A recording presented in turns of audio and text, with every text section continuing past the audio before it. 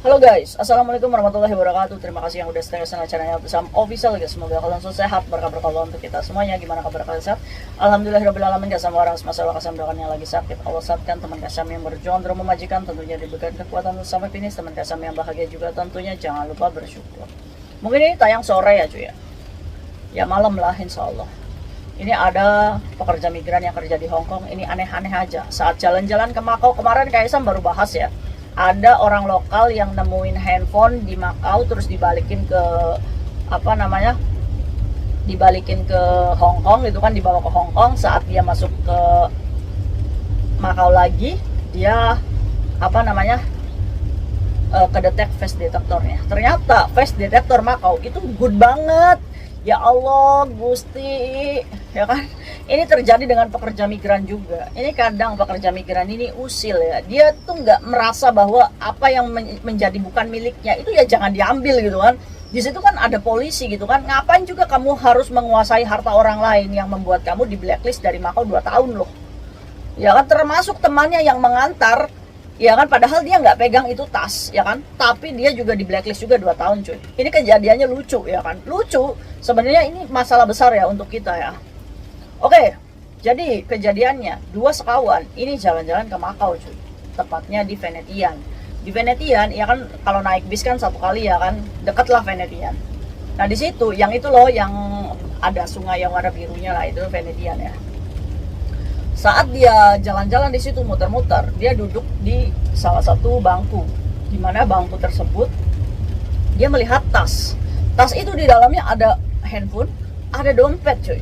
Dan si temannya ini ya ini motifnya udah kejahatan sih ya, mencuri ya, otomatis ya. Karena dia tidak ada itikat untuk mengembalikan kepada polisi gitu.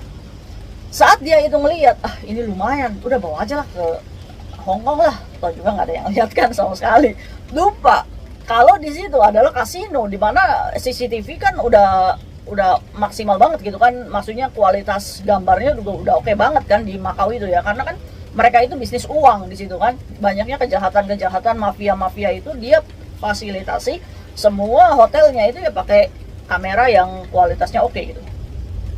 Saat dia bawa ke Hong Kong, aman ya cuy, keluarlah dia dari Makau itu kan, karena mungkin yang pemilik tasnya ini belum melaporkan ke polisi. Saat melaporkan ke polisi, pastinya dicek CCTV-nya untuk 1 tas saja.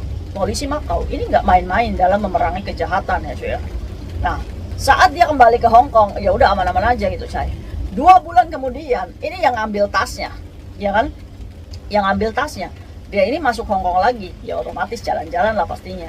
Saat masuk Hong Kong, itu di imigrasi udah kedetek cuy face detektornya, dimana saat dibawa imigrasi dan polisi ini ke salah satu polisi terdekat yang ada di dekatnya perbatasan imigrasi itu, dibawalah ke situ, dibukalah CCTV dan dia nggak mau mengakui.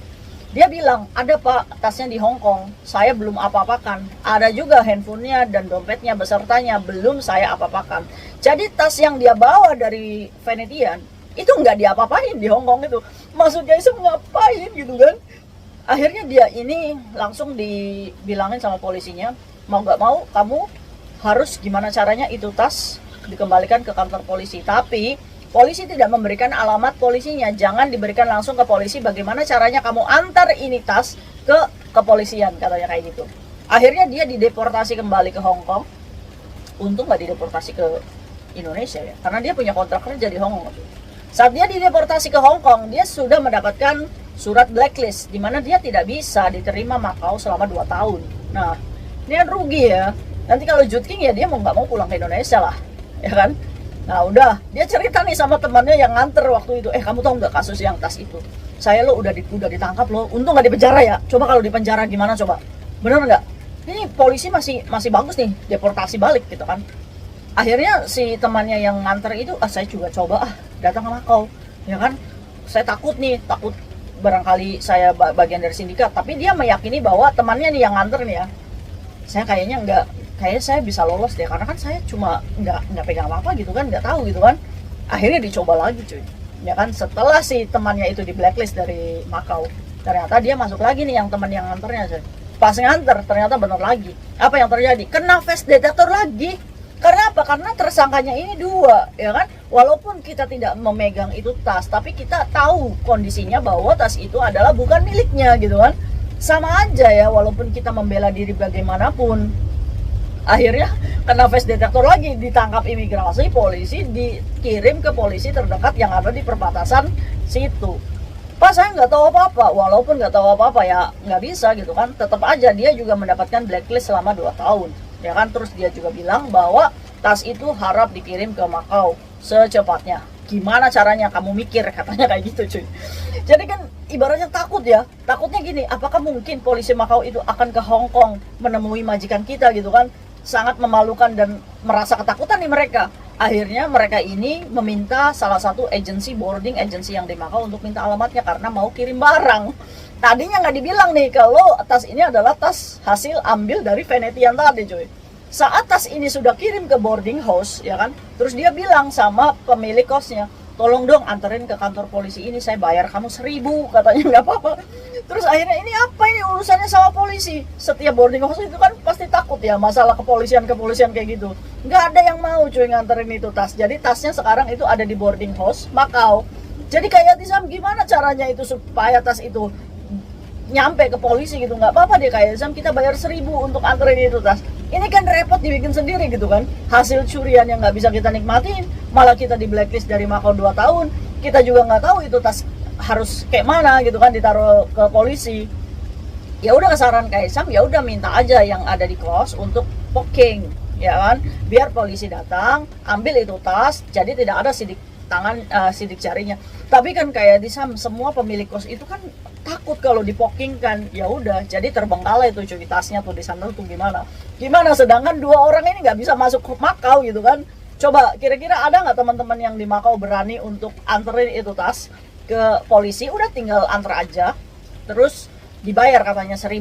Tapi ya cuy ya, ada solusinya nih buat yang di Makau kalau kalian mau nolong, ya kan. Salah satunya kalian harus datang dulu ke kepolisian, melaporkan bahwa ini teman saya di blacklist dari Hong Kong, ya kan, 2 tahun ini, tapi dia mengirim barangnya itu kembali ke Makau. Nah, saya mau mengantarkan, ini takut saya terlibat. Saya kalau misalkan mengantar ke sini terlibat atau tidak, tanyakan dulu sama pihak polisi karena saya nggak tahu apa-apa. Tapi kalau misalkan kata polisinya nggak apa-apa, kamu bawa aja ke sini. Setidaknya kita sudah mereport ke polisi terlebih dahulu. Yang kedua baru kita antarkan itu tas sebagai amanah dari teman-teman yang 2 yang di blacklist ini. Saran Kaisam seperti itu. Kalau misalkan kalian mau dapat 1.000 Hong Kong dolar tuh, Kaisam kasih saran kayak gitu. Ya udah kayak Tisam aja lah, kayak Sam di Hong Kong, masa iya demi 1.000 kayak Sam harus ke Makau dulu. Nah maka dari itu nih buat di Makau nih, buat teman-teman di Makau barangkali bisa membantu, ya silakan tuh kayak Sam kasih cara kayak gitu. Jadi kita laporan polisi dulu, mengadukan kasusnya mbaknya, kasihkan surat yang di blacklist itu, terus kasihkan receipt pengiriman barangnya, ya kan. Kalau misalkan sudah oke dan kita tidak terlibat, maka ya udah kita tinggal antarkan itu. Atau kita bersama polisi ambil barang itu terus dikasihkan. Sudah selesai sih sebenarnya seperti itu. Cuma kan kadang kita ini kan takut ya, takut terlibat, takut gimana, kadang kita ada di rantauan, gimana nanti kita juga akan dideportasi, ya kan. Ya itu sih kembali lagi kepada kita ya. Nah itu tuh kisah lucu teman kita yang kadang kita nih suka merepotkan diri kita sendiri. Nah buat kalian yang nemu-nemu barang kayak gini, kalau misalkan kalian nggak mau ruwet, ya udah abaikan aja, itu bukan barang kita. Apalagi kita lintas perbatasan ya. Di situ ada imigrasi, face detector itu penting banget. Kalian aja kalau misalkan pergi ke Makau itu kan dari Hong Kong kan udah pakai e-channel aja udah di face detector kan. Itu udah kelihatan banget cuy, bisa terdetek gitu kan. Matanya segini, alisnya segini, udah pasti data kalian itu keluar semua. Apalagi KTP itu pakainya SIM chip ya, chip pintar gitu kan. Jadi data kamu tuh akan kedetek semua cuy. Jadi kalian tuh jangan main-main dengan hukum di negara orang lain ya. Dia di blacklist 2 tahun, itu pun nggak jaminan dia bisa diterima lagi. Benar nggak sih kalau barang itu belum dikembalikan? Nah itu ya, kita tuh harus mikir cuy. Kalau misalkan itu barang kita, kalau kita hilang gitu kan, kita juga berharap barang itu dikembalikan ke kita kan dengan aman, selamat.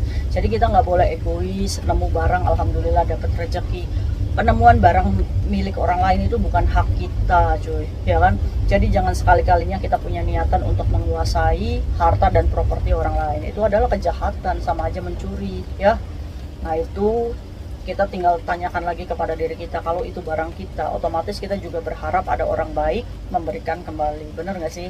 Rezeki kita tuh ada yang ngatur semuanya. Nah, itu pembelajarannya, ya. Mungkin itu sharing Kasam hari ini, semoga bermanfaat untuk kita semuanya. See you next video, bye bye. Assalamualaikum warahmatullahi wabarakatuh. Bye.